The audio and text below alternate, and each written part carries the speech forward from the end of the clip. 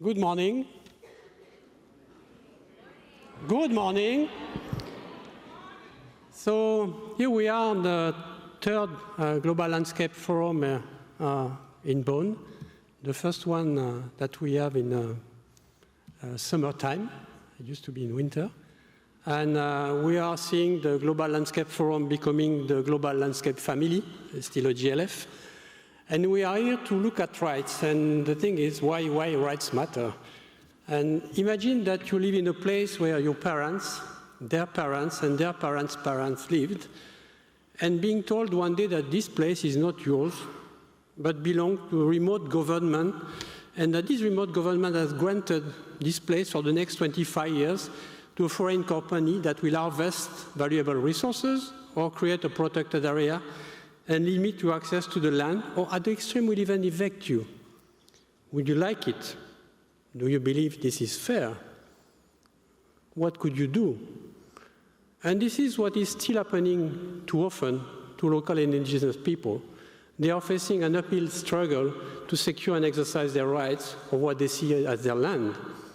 And this is not to say that everything done by local and indigenous people is right or proper, but in the end, neither is what is done on their lands. You might ask, why does it matter in the grand scheme of things? I mean, surely decisions taken by government or development agency for the good of the larger number preempt ill-documented local rights and resources of a small number of local indigenous people.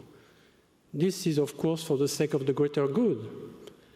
But at least anyone thinks rights is a side issue in the climate crisis and sustainability battle. Consider this. Many of these communities are already making real and measurable progress in sustainably managing large areas of land and forest.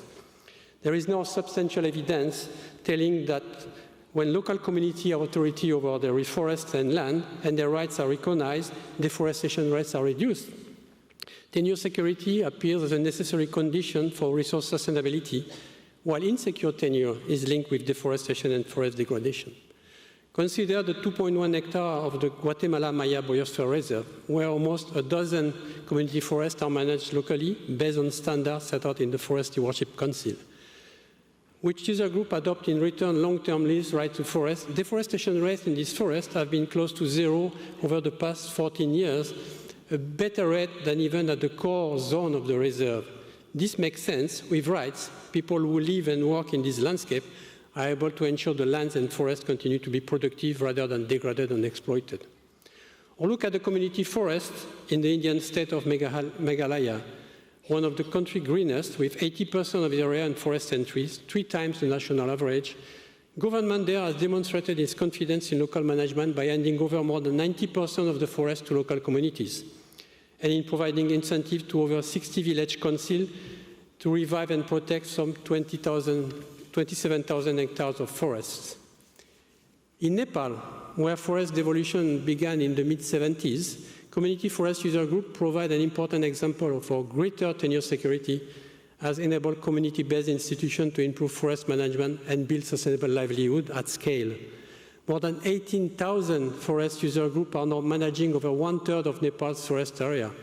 Overall, forest cover has increased considerably, and many of these user groups have licensed new kinds of forest-based enterprise, generating jobs and incomes, something they were legally able to do before the devolution of forest rights.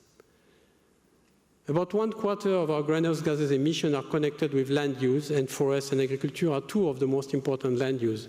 Therefore, whoever controls the rights of this landscape has a very important part to play in fighting climate change.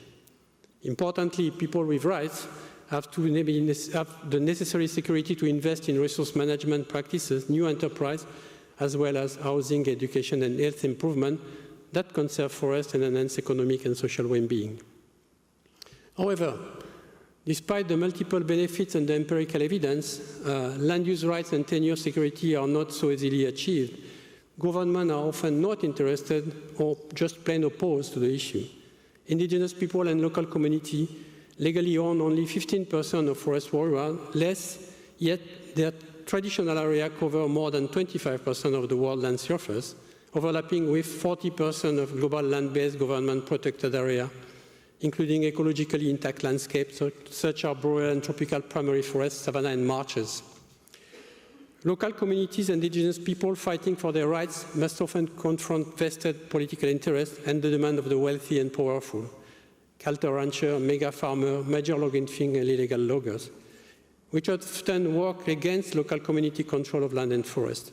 Frequently, those communities do not have the resources to fight back and assert their rights.